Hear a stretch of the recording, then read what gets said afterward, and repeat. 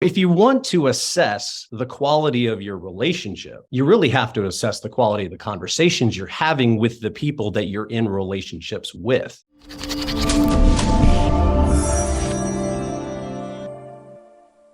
I'm a firm believer that the conversation is the relationship and defines the nature of the relationship.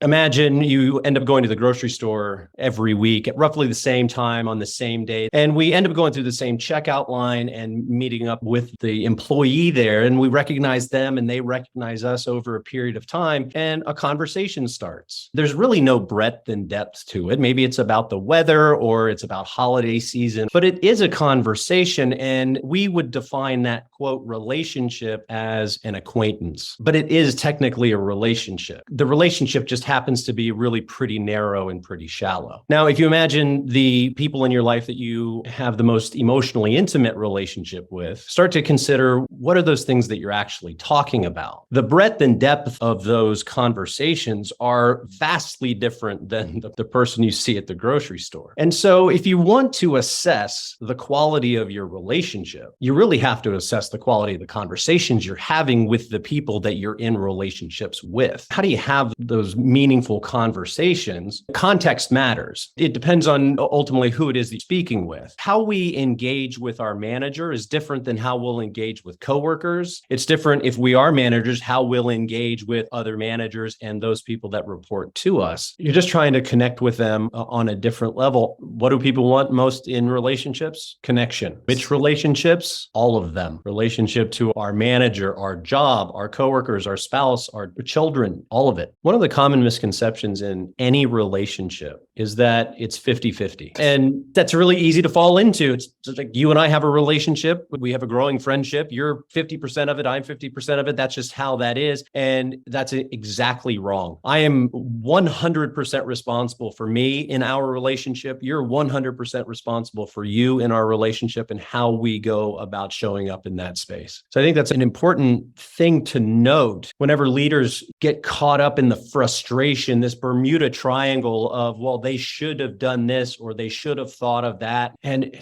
that's not how that is. If there's any confusion around any of this, it's up to the leader to help clarify that confusion.